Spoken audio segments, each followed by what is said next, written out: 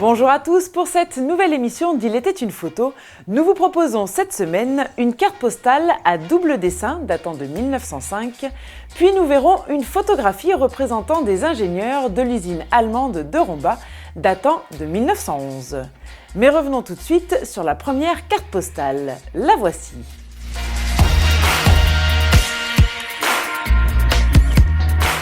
À droite de celle-ci, nous pouvons voir un dessin des 7 hauts fourneaux d'après une photo bien connue.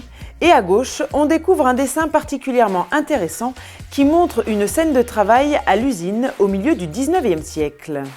Ce dessin est une sorte d'exaltation du travail ouvrier dans le style art déco, soulignant une expression art social très rare pour l'époque. Mais détaillons un peu plus cette scène.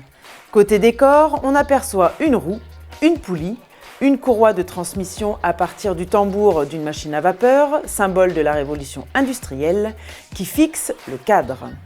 Et puis on devine le bruit, la chaleur infernale par l'alchimie rouge de l'acier maîtrisé qui fixe l'atmosphère. Passons maintenant à la description de ce dessin qui magnifie l'univers du travail des hommes à l'usine. Le progrès et le machinisme sont exprimés par la roue, la poulie, la courroie de transmission ou encore la machine à vapeur.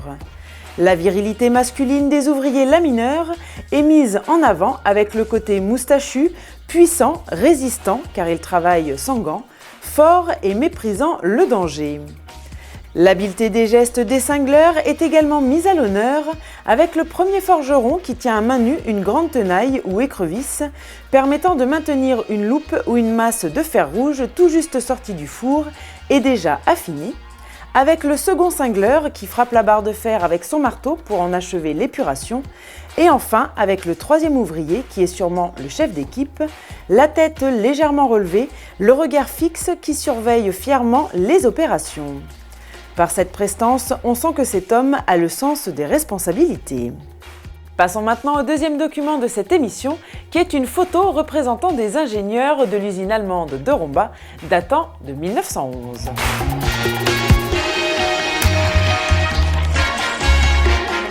Devant la verrière du casino de l'usine, on peut voir ces ingénieurs endimanchés avec le sourire aux lèvres.